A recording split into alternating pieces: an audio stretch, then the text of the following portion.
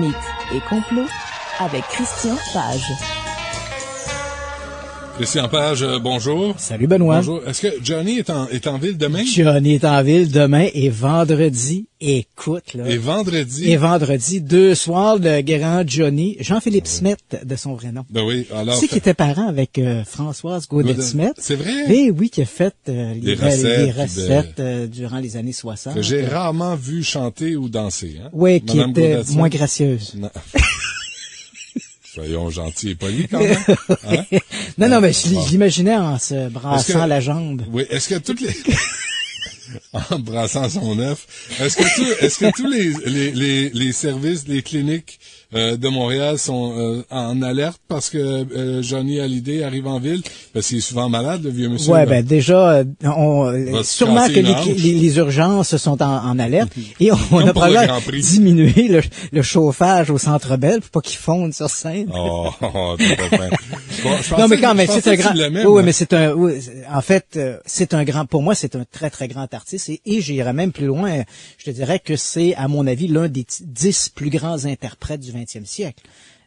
C'est noté. Oui, voilà. Tu veux nous parler de ce livre, c'est le livre d'Urantia, qui n'est pas un livre de recettes. Non, exact. Et je réponds ici, au cours des 2-3 dernières années, c'est un sujet qui m'a souvent été proposé par des auditeurs. C'est encore revenu la semaine dernière. Et là, j'ai dit, bon, OK, on va en parler parce que en ce moment, on parle beaucoup de la scientologie. Hein, on sait que Tom Cruise a eu quelques déboires avec la scientologie. Tout ça s'est retrouvé un peu dans les médias. Et le livre d'Urantia, pour certains qui suivent un peu l'actualité mystico-ésotérique par la bande, ben le livre d'Urantia est un sujet qui revient particulièrement. Et le livre d'Urantia, pour certains, c'est considéré comme l'un des 10 livres les plus mystérieux au monde. Donc, je vais te faire un peu le descriptif de cet ouvrage-là. D'ailleurs, je t'ai amené mon édition personnelle du livre d'Urantia, un véritable pavé. Et déjà, je vois ton visage les gens ont dit, et je vois déjà à ton visage déconfit que tu te dis, mon Dieu, que j'aurai de la lecture en fin de semaine. C'est rare que j'invoque mon Dieu, moi. Oui. C'est l'édition anglaise 1955. Voilà, donc française 1961. Oui, voilà. Et cet ouvrage-là, maintenant, a été diffusé à travers le monde, a été traduit dans 70 langues à peu près, et c'est toujours en augmentation. Donc, rapidement, qu'est-ce que c'est? Regardons d'abord le corps central de cet objet-là. Le livre d'Urantia, tu l'as mentionné, il est publié dans sa langue originale en anglais en 1955. Il est publié par la Fondation Urantia, dont les bases avaient été créées en 1950 et dont le statut officiel va apparaître en 1955, année de la publication de l'ouvrage. C'est un organisme à but non lucratif et la vision de la Fondation Urantia, c'est d'élargir la conscience humaine.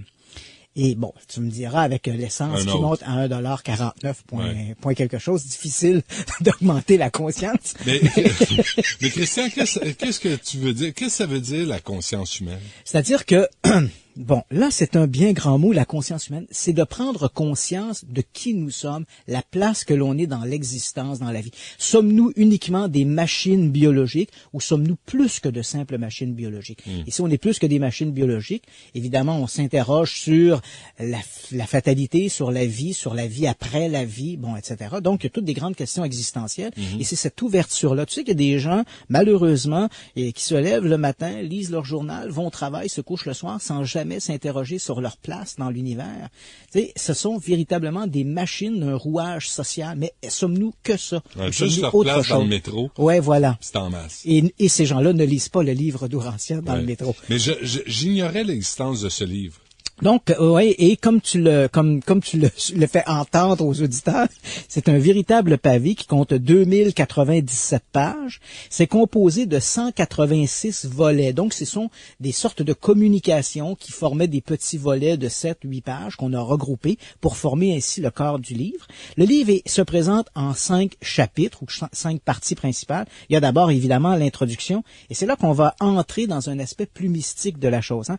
Dans la deuxième partie du bouquin, on parle de Dieu dans son sens le plus large. Ici, on parle de Dieu comme étant le grand architecte, la connaissance universelle, et non pas simplement un bonhomme barbu sur un nuage, là, tu sais, là, qui dit « Ah, je vais envoyer un petit déluge un matin, moi. » La troisième partie parle de la place de notre univers immédiat, qui dans le livre s'appelle Nébadon, et la place de la Terre dans cet univers-là. Et le nom de la Terre, évidemment, c'est Urantia, d'où le nom de livre d'Urantia. Oui. La quatrième partie, c'est l'histoire de la Terre, de ses origines à aujourd'hui, donc l'évolution, mais pas seulement l'évolution physique, mais également l'évolution spirituelle de l'humanité. Et puis la cinquième partie, on nous trace ici une vie de Jésus. En fait, c'est un passage très important. Quelques 700 pages du livre est consacré à la vie de Jésus. Donc, c'est catho, là. Oui. Donc, c'est pas essentiellement, quand je parle de la vie de Jésus, ce n'est pas essentiellement la vie de Jésus comme l'individu qui tenait un ministère en Judée. Mais on nous parle également de son enfance, comment il est allé à l'école, comment il se choquait, puis comment il s'entendait avec ses frères et sœurs. Parce que, évidemment, là-dedans, on nous dit que Jésus n'était pas le fils unique de Marie et Joseph, mais qu'il y avait des frères et des sœurs. Donc, tout ça, on répond à des grandes questions comme ça, puis on nous fournit ça. L'analyse générale, tu l'as mentionné, on est ici en présence d'un prolongement du catholicisme ou du christianisme. Hein. Donc, on reprend des grands thèmes qui sont véhiculés à travers le christianisme et on retrouve, d'ailleurs, le Dieu monothéiste, hein, donc un seul Dieu unique, un Jésus, son message, etc. Et on apporte avec ça une sorte d'interprétation spirituelle ou mystique.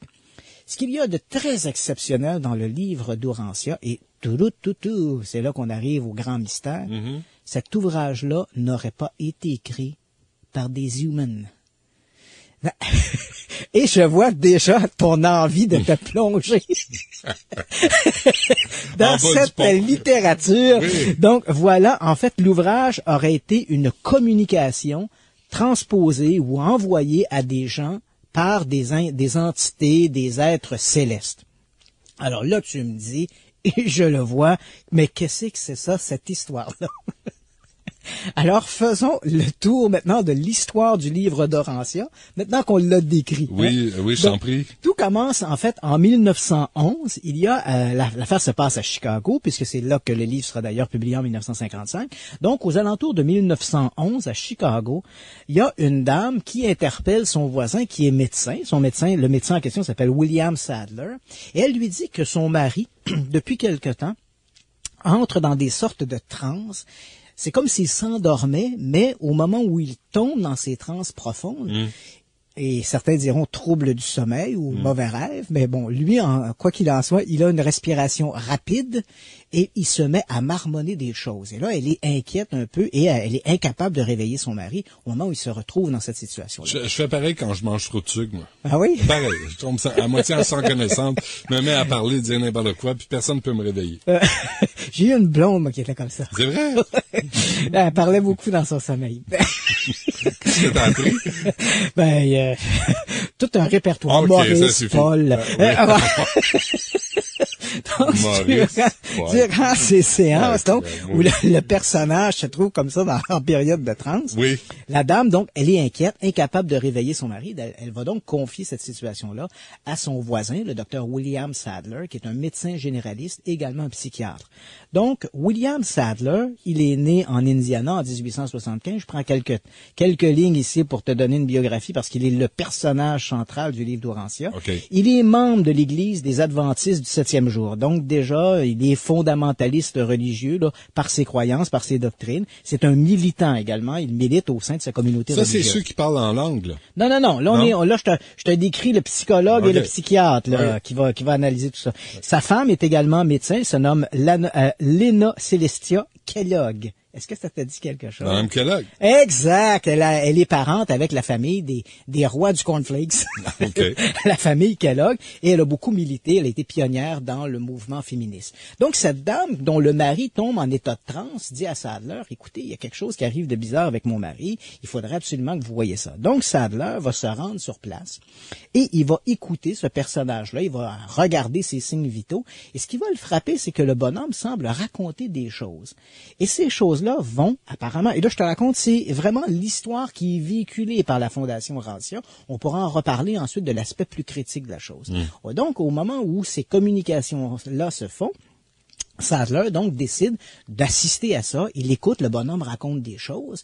Et là, Sadler semble intéressé. Il s'intéresse de plus en plus à ses communications. C'est assez étonnant parce que ce bonhomme-là, Sadler, va éventuellement publier un ouvrage qui s'appelle Mind and Mischief, les trucages et l'esprit, et dans lequel il dénonce, parce qu'il faut se rappeler qu'on est au début des années 1910-1915, et c'est la grande période du spiritisme. Oui. Et Sadler est un sceptique militant et il va décrier les techniques utilisées par les médiums qu'il accuse tous d'être des fraudeurs.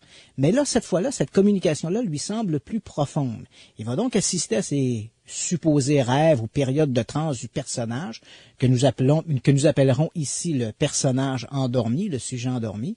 Donc, et entre 1911 et 1924, lors de centaines de soirées où il va être présent avec une sténographe, ils vont prendre note de ces communications. Et ces communications-là semblent être des grandes révélations d'ordre mystique et spirituel. Les entités supérieures se manifestent. Et là, persuadé que ces enseignements ont une certaine valeur, il va demander, en fait, il va organiser autour de lui un groupe, dès 1924, un groupe qu'il va appeler le Forum. Et ces gens-là vont donc discuter de ces communications. Au début, ça se fait un peu à bâton rompu. On s'interroge sur la valeur des communications. Et puis voilà que ce mystérieux forum vont commencer, eux aussi, les membres du forum vont commencer, eux aussi, à canaliser, à recevoir des informations. Et là, bientôt, eux aussi deviennent les porte-paroles de cet au-delà et évidemment, ils vont transcrire sur papier ces fameuses communications. Donc, pour l'essentiel, les enseignements du livre d'Urantia vont être canalisés entre 1911 et 1935, d'abord dans un premier temps par le fameux sujet endormi et dans un deuxième temps par les membres du Forum. Et puis en 1950, il y a la création de la Fondation Urantia qui, en 1955, vont publier cet ouvrage qui maintenant est répandu à travers le monde. Maintenant, quelle est la réalité derrière tout ça? Déjà, je sens que j'ai attisé ton intérêt de savoir comme ça qu'un ouvrage... Mais quel est le but de ce livre-là, d'abord? Voilà. Bon. Le but de cet ouvrage, comme je l'ai mentionné... Ou je te précède, là, dans Non. Le but de cet ouvrage-là, comme je l'ai mentionné, le but de la Fondation Urantia, c'est cette création, cette ouverture mystique et ésotérique d'une certaine forme de christianisme. Ouvrir les consciences. C'est un peu le leitmotiv de la Fondation Urantia. Okay. Et cet ouvrage-là va beaucoup plus loin dans son approche ésotérique et mystique, beaucoup plus loin que la Bible traditionnelle, là, la Bible canonique qu'on retrouve là, dans les églises. Donc, c'est cette idée-là, redonner une sorte de place plus cosmologique à l'homme dans l'univers versus cet ouvrage-là. Maintenant, qui sont les auteurs de cet ouvrage-là? Parce que, bon, évidemment, la base, c'est de se dire cet ouvrage-là a été dicté par des entités supérieures. Et quand on parle d'entités supérieures, c'est pas la première fois, on en parle même encore aujourd'hui. C'est un sujet populaire, le fameux channeling. On a une journaliste québécoise ici qui dit canaliser des énergies, elle aussi, qui a publié des bouquins. France Gauthier, ça? France Gauthier, voilà. Ouais. Et elle parle, par exemple, de bouquins donc qui auraient été dictés par le maître Saint-Germain. Moi, j'ai un petit peu de misère avec ça, parce que le comte de Saint-Germain, c'était quand même un escroc à la cour du roi de France, là. Mais bon, vouloir canaliser quelqu'un, je canaliserais autre chose qu'un bandit. qu'un bandit. Ben oui. Mais en fait, donc, il y a des... Quoi qu'un bandit, c'est plus divertissant qu'un saint ou quelqu'un de droit. Oui, c'est sûrement plus agréable aller en enfer qu'aller au paradis. Mais je te laisse ça, OK? Cela étant dit, évidemment, on s'est intéressé qui sont les auteurs de ça. Est-ce qu'il faut croire à cette idée d'une canalisation d'entités supérieures, des intelligences de haut niveau, ou est-ce qu'il y aurait une structure, une notation plus humaine derrière tout ça? Bon, faut dire que il n'existe aucun ouvrage critique qui s'est penché sur le livre d'Urantia. Le seul que l'on connaisse a été publié au milieu des années 2000 par un type qui s'appelle Martin Gardner. Martin Gardner est un militant qui est membre de l'Association des sceptiques aux États-Unis. Donc déjà, il y a un biais là. Et ce type-là a écrit un bouquin qui s'appelait Urantia, The Great Cult Mystery. Dès le départ, certains ont fait remarquer que l'utilisation du mot culte était un petit peu forcée, parce que c'est tout à fait vrai. Il n'y a pas autour du livre d'Urantia un mouvement sectaire comme on en retrouve dans d'autres communautés. On est loin ici là de Jim Jones ou de Waco. L'ONU d'ailleurs a statué qu'est-ce que c'était une secte versus une minorité religieuse. Les sectes, ce sont généralement des gens qui vivent en ostracisme de la société. Ce sont des petits groupes qui s'alimentent au discours d'un gourou. Dans l'affaire d'Urantia, on n'a pas ça. On a un ouvrage qui est distribué et de façon très large, des gens qui vont se regrouper, parler de ces philosophies-là, mais ces gens-là ne vivent pas dans un mouvement en autarcisme avec la société. Donc, on n'est pas vraiment en présence d'un culte, mais d'une minorité religieuse. Le livre, comme je l'ai mentionné, s'inscrit comme une sorte de Bible alternative, très gnostique. Et Garner dit dans cet ouvrage-là que selon lui, l'ouvrage, en fait, a été écrit par 2 individus, et ces 2 individus-là seraient simplement William Sadler et un membre de la famille Kellogg, Wilfred Custer Kellogg. Le beau-frère, quoi. Ouais, c'est ça. En fait, c'est un neveu là, des inventeurs du cornflakes. Le problème de ça, et ça, ce qui est malheureux, c'est que cette information-là circule sur Internet, elle circule abondamment, et les gens, les militants sceptiques, s'alimentent toujours de cette même histoire-là, de cette analyse-là, mais elle est complètement faussée. C'est pas vrai, ça. Il y a des analyses beaucoup plus approfondies qui ont été faites, qui montrent très clairement que l'ouvrage que tu as entre les mains a été écrit au moins par 9 individus différents, tant par la façon de la syntaxe, de la forme de l'écriture, tout ça. C'est clair qu'on est en présence d'au moins 9 individus, et il n'y a rien qui démontre de façon soutenue que Sadler ait apporté une modification importante au texte. Donc, c'est un livre américain. On parle Oui, c'est un livre. Oui, absolument. Donc, l'idée là que ce soit Sadler et Kellogg qui l'écrit seul est invraisemblable, ça ne tient pas la route, mais on n'est pas obligé de croire que ce sont des entités venues de l'au-delà qui communiquent. Entre les deux, là, parce que tu comprends, il y a des erreurs factuelles dans le bouquin, par exemple. Le bouquin nous dit que ces entités de l'au-delà, on parle là-dedans que les êtres humains auraient 48 chromosomes, alors qu'en réalité, on en a 46. Mais à l'époque, en 1920, on croyait qu'on en avait 48. Donc, on voit qu'on a des erreurs factuelles qui reposent sur les connaissances du temps. Donc, grosso modo, est-ce qu'il faut croire que le livre d'Orancia est édicté de l'au-delà? Quand tu détiens la vérité, ouais. Mais quand tu détiens des connaissances supérieures à celles des êtres humains, tu devrais au moins savoir que 2 plus 2 égale 4. Ouais, voilà, exact. C'est comme le livre de Raël, avec sa technologie des années 70 qu'il avait dessiné. Ouais, voilà. Et le gros problème, quand on regarde cet ouvrage-là, bien évidemment, tu as les 2 extrêmes. Est-ce qu'il s'agit d'une fraude? Est-ce qu'il s'agit d'une fraude ou est-ce qu'il s'agit simplement d'un ouvrage? Parce que là-dedans aussi, on nous dit, on est pour l'hégémonie, on est pour également une forme de racisme, donc la supériorité blanche. Donc, on véhicule quand même des pensées comme ça. Certains ont parlé que cet ouvrage-là était destiné à essayer de créer une nouvelle religion. C'est assez douteux. Et à l'autre extrémité, l'idée d'une création par des entités supérieures semble un peu douteuse. Comment on a écrit ça? Pourquoi? Ça reste difficile à dire. Certains diront que le livre est très inspiré, comme quand on lit la Bible. D'ailleurs, il y a des passages qui semblent très inspirés. Mais l'histoire nous montre qu'il y a des individus qui peuvent être très inspirés et peuvent écrire une sorte des fous littéraires, par exemple, qui ont écrit de véritables encyclopédies comme ça, sous apparemment la pensée ou la dictée. Mais ça, c'est très structuré, c'est pas pareil. Non, c'est très structuré. J'ai devant moi l'institution du souper de la souvenance. Je sais pas c'est quoi, là. Non, moi non plus. OK. Voilà, oui. J'ai Madame Pagé qui m'écrit, qui dit que j'ai 55 ans, je lis le livre d'Urancia depuis 33 ans et c'est mon développement spirituel et la révélation spirituelle pour elle. Bon, tu vois. Donc, l'idée de créer une nouvelle religion, l'inspiration, tout ça, le livre est inspirant. Faut l'avouer, il est inspirant. Qui l'ont écrit, ça reste un grand mystère aujourd'hui. Depuis 1955, on n'a jamais eu une moindre fuite qui nous laissait croire qui a pu être les auteurs de ça. Bon, maintenant, est-ce qu'on doit croire, est-ce que cela nous oblige à croire qu'il y avait des entités venues de l'au-delà qui ont communiqué leur savoir?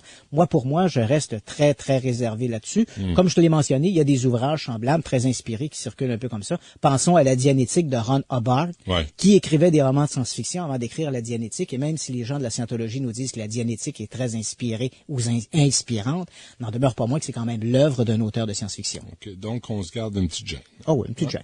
Merci, M. Page. On s'arrête un moment, on revient tout de suite après.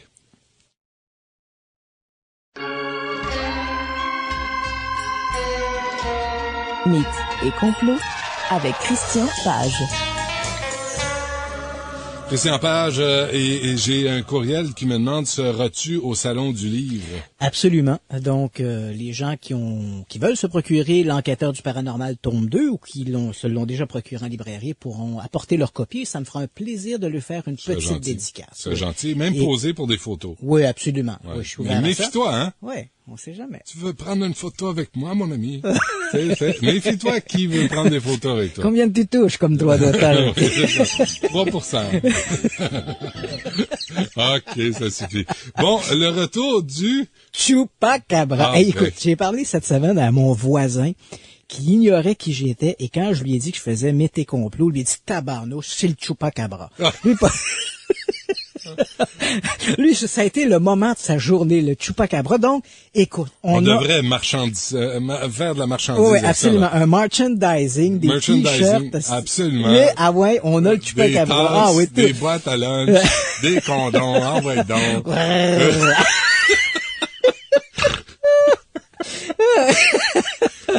Bon, écoute, le tu le déroules, fait puis plus tu déroules long, puis ça... OK, le retour du Choupi. Alors voilà, il y a 2 semaines, un groupe d'enquêteurs a été appelé à enquêter sur un groupe d'enquêteurs qui enquête. Oui, bon, bon, ça c'est... bon, ils ont donc... Donc, ils ont été appelés à investiguer sur un curieux incident qui s'est produit à une petite ville qui s'appelle Fort Corners. Ça se trouve au Nouveau-Mexique et avec un nom comme ça, tu as compris que c'est situé à la frontière de l'Utah, le Colorado, l'Arizona et le Nouveau-Mexique. Okay. Donc, d'où le nom des 4 coins. Là. Okay. Donc, des gens disent avoir été agressés par une mystérieuse créature nocturne. L'affaire s'est passée il y a 2 semaines. Donc, dans un premier temps, une jeune femme dit avoir été griffée dans le dos par cette mystérieuse créature qui apparemment aurait passé sa main par la fenêtre pour l'agresser et lui taillader le dos. On cherche Tony Tomassi. Okay, c'est correct. Et là, évidemment, elle a crié pour alerter le reste de la famille. Elle s'est enfuie de sa chambre. Le père, évidemment, croyant un malotru, s'était introduit chez lui. Oups. Il est sorti à l'extérieur avec une carabine. Oh, yeah. En marmonnant. Qui est rentré dans la chambre de ma fille. Cours, Chupacabra, cours! Et là, voilà il va poursuivre la créature dans un champ de maïs qui est adjacent à la résidence. Ouais. Et là, il va voir dans cette obscurité, il va voir 2 yeux rouges en amande qui sont là et qui le regardent là de façon très intense, un peu surpris par ce volte-face de la créature. Notre bonhomme en question va épauler sa carabine et faire feu. Et au moment où il tire en direction de la créature, il va raconter que la créature ne s'est pas enfuie, elle a simplement glissé dans l'air de gauche à droite et a esquivé. Je vois ton scepticisme, mais la créature a donc glissé. Oui. Comme si elle était sur des patins à roues alignées. Et là, elle a donc glissé et échappé ainsi au coup de feu. Oui. Et là, évidemment, le bonhomme est rentré chez lui, disant un peu effrayé de toute cette histoire-là. Le lendemain, en inspectant... Le Chupacabra fait du moonwalking? Ça a quasiment... Ça ressemble à ça? C'est fort. On est rendu loin dans Il a fait un petit... Et ensuite, donc, le lendemain, en vérifiant le tour de la propriété, l'homme en question a constaté qu'il y avait des marques de griffes sous la fenêtre, parce que c'est une sorte de maison mobile. Il y avait des marques de griffes sous la fenêtre de la chambre de sa fille. Oh. Il y avait également... non, on n'aime pas ça. Et autour de la maison, dans la terre meuble, il a découvert des empreintes qui avaient comme 3 griffes d'une créature qui n'appartient visiblement pas à la faune locale. Et curieusement, en interrogeant des voisins, ce soit la veille, un de ses voisins a vu également une mystérieuse créature qui se tenait sur son arrière-train et il a décrit cette créature. Et là, écoute, je ne te fais que te citer ce qui a été rapporté dans la presse. Ce n'est que le messager. Que le messager. Il a dit cette créature-là ressemblait au monstre gargouille qu'on voit dans le film Jeepers Creepers. Je sais pas si tu as vu ce film. Un film un peu de série B, mais la créature ressemble à une sorte de gargouille ailée avec des ailes membraneuses. Et comme on n'avait pas de nom à lui donner, les médias locaux ont surnommé la créature The Night Stalker, le chasseur de la nuit. Ben écoute, de toi à moi, là, eux ils savent pas, mais nous le savons. Oh, oui. Une petite créature d'1,50 m, avec des ailes membraneuses, des pattes griffues à 3 griffes, ça ne peut être qu'un seul et unique personnage. C'est-à-dire? Le Chupacabra. Il me semble que oui. Des enquêteurs... Mais elle faisait pas de bruit, la bête? Non, absolument pas. C'est pas tout à fait... La jeune femme a dit, il y avait comme une sorte de grognement. Comme? Elle était... mais elle était... Elle-même a été incapable de le décrire à la presse locale. Combien de femmes ont décrit ça, hein? Ah oui, au bout de son lit, ce grognement-là. Il fait pas peur. Donc, c'était, et bon, si les gens, et il y a même une vidéo, d'ailleurs, parce que ces gens-là ont témoigné devant la caméra, il suffit de taper Night Stalker, mais bon, évidemment, la première chose que vous allez tomber sur en tapant Night Stalker, il y a la série télé, mais il y a également un célèbre assassin dénommé Richard Ramirez, qui malheureusement a commis toute une série de meurtres tout à fait horribles dans les années 80 à Los Angeles et San Francisco, et qui avait le surnom de The Night Stalker. Tu devrais leur écrire, tu devrais les appeler, t'enregistrer quand tu le fais, parce que tu vois, ça va être mémorable, puis leur dire que c'est un chupacabra. Exactement, c'est ce que je me suis dit. Faut que quelqu'un leur dise que c'est Choupi. Fais ça, puis rappelle-moi, on va le faire jouer en ondes, ça va être trop drôle. Il me semble que oui, hein. Alors, mais personne n'a été blessé, là. Non, la jeune femme a été un peu tailladée à l'épaule. On a, d'ailleurs, sur le petit vidéo, on voit des petites marques rougeâtres. Ça oscille entre une marque de griffe de chupacabra et une marque de griffe de chat. C'est à s'y méprendre. C'est à s'y méprendre. Est-ce que la vidéo est sur la page de l'émission? Je peux la donner à Larry pour que les gens puissent aller voir ça. Je pense, tu veux informer ou tu veux pas informer? Oui, je veux absolument. Bon, ben, informe comme il faut, puis la vidéo sera sur la page de l'émission. Le site de Chupacabra. Oui, ça va être bientôt la chronique du Chupacabra. Bon, ben, c'est assez, je pense, pour aujourd'hui. As-tu autre chose ou c'est j'avais une petite chronique rapidement. Il y a un magazine qui est sorti à Varsovie il y a quelques semaines. Le premier magazine entièrement consacré à la possession diabolique. Bon. Écoute, la possession diabolique est tellement en augmentation, là, dans les pays de l'Est et en particulier en Pologne, que si t'es possédé par le démon, t'as un temps d'attente de 3 mois avant de recevoir un exercice chez toi. Écoute, on se croirait au Québec. Merci, Christian Page. Merci à François, à Maryse et à Alexandra. Merci à vous d'avoir été là. On fait là. Quoi? Qu'est-ce qu'il y a? Quoi? Ben oui, j'ai pas dit François. J'ai-tu dit François? J'ai dit Alexandra, j'ai dit Maryse. OK. Ben, à demain.